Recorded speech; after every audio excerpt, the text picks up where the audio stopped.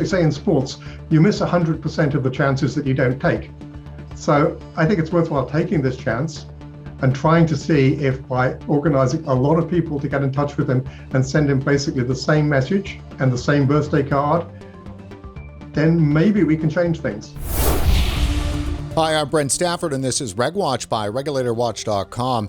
Well, there is a very big date coming up for somebody who's very important for vaping, and that is Mr. Michael Bloomberg, his 80th birthday. And joining us today is John Oyston. Dr. John, as most people know him, anesthesiologist here in Canada and ardent vaping supporter. John, good to see you. Hi, welcome back. Good to see you again. What is this thing you're doing with Michael Bloomberg? All right, have you become best friends? Not really, but I am sending him best wishes on his birthday. So as you said, Valentine's Day this year, February the 14th, is Michael Bloomberg's 80th birthday. And that's a reasonable time for someone to reflect on what they've achieved in life and what they want to do with the time that's left to them. And Michael Bloomberg is an amazing man. He's had an incredible career. He got a great education with a BS in engineering and an MBA from Harvard. He joined an investment company, Salomon Brothers, and rose to be partner. When they got taken over, he got a discharge package and he got $10 million. Some people could have just called it quits at that and gone to lie on a beach. He set up his own business, Bloomberg LP, selling financial and investment advice and technology. And he became incredibly rich. He's currently the 20th richest man in the world with a net worth of $59 billion. He has 13 homes, 6 planes, 2 helicopters. So rich beyond our imagination. But he could have quit at that, but he didn't. He decided that he needed to use his talents to do good. And so he campaigned to be mayor of New York. And he became mayor of New York City 3 times. He served 12 years. And on the whole, did a lot of good things. And again, at that, he could have called it a day and just packed in and gone to spend some time on a Caribbean island. But he didn't. He signed the giving pledge and promised to give away half his net worth. So, he's already given away about $5 or $10 billion. He has maybe another $25 billion to go. And so he's used that through Bloomberg Philanthropist to do a lot of good work in a lot of fields. He's interested in gun control. He's interested in cities. He's interested in the environment. And also he's very interested in public health. And within public health, tobacco control is one of his areas of focus. And so he's done a lot of good work in that field. When he was mayor of New York, he created no smoking areas in restaurants and in bars. And he extended that even into park places. You can't smoke in Central Park in New York City. So he was a leading edge on that movement.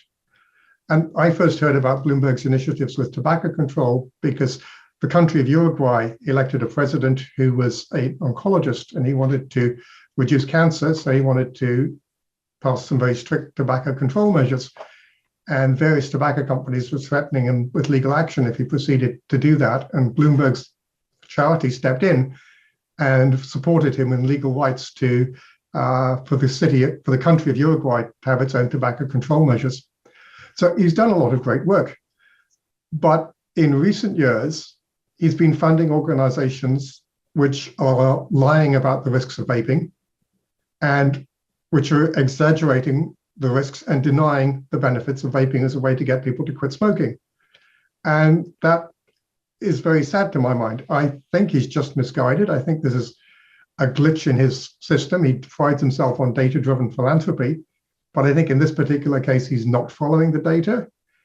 And I'm hoping that if we could bring this to his attention, he might be able to change things. So if I understand it right, you're trying to use the birthday to kind of activate some of the vapors out there to maybe reach out to Mr. Bloomberg with some cordial happy birthdays. Yeah, exactly. So I've got a birthday card here, which is available at the website, bloombergbirthday.info. And I'm asking people to send this to him. And so what we want to do is to praise him for all the good work he's done. He's done a lot of good stuff on tobacco control and harm reduction with other drugs, with gun control. He's got a lot of awards. He's KBE. He's the WHO Global Ambassador. So these are all good things. And you can see here his legacy is flying high on all these things that he's achieved in life. But I have it here dragged down by his policy on nicotine and vaping because he doesn't seem to believe in the use of less harmful nicotine products. He doesn't seem to believe that vaping is an effective way to get people to stop smoking. And I think if we were able to change that, then his legacy would be significantly better. And things in the world would be a lot better. Now, that's very interesting. So tell us about exactly what it is you're asking people to do. So I was just on the website here. It's at, sorry, say the URL again for everyone. It's bloombergbirthday.info. bloombergbirthday.info. So let's just take a look at what you've got here. So the main part, there's 2 pages. So everybody should know that, to keep their eye out for 2 separate pages. Now, this first one seems to be quite a bit of information. Is this part of the plea for Bloomberg? Yeah, this is just background information. If anyone approaches it who doesn't know as much about vaping and less harmful nicotine products as you or I just wanted to introduce the whole topic to explain, that the importance of nicotine as being the thing that makes people dependent on cigarettes, but not by itself being particularly harmful. And my whole message to Bloomberg's organization is that there are much less harmful ways to give smokers the nicotine that they are dependent on without the 7,000 or 8,000 other toxic chemicals that are present in cigarette smoke. And according to one article published in the British Medical Journal, if we could get all the American smokers to switch to vaping, this would save 6.6 million lives. And because Bloomberg believes in tobacco control and he believes in saving lives, I think this is something that if he was properly informed about, he would support.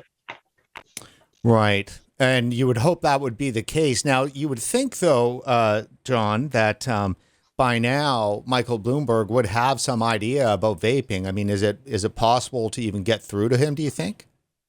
Other people have tried, and people have gone through formal channels and sent letters, and they haven't really been able to engage with him. He gets to a certain point of replying, and then as people get into a more detailed scientific explanation, it seems he or his organization or the people who deal with things on his behalf just get bored with the conversation, and they're convinced that they're right.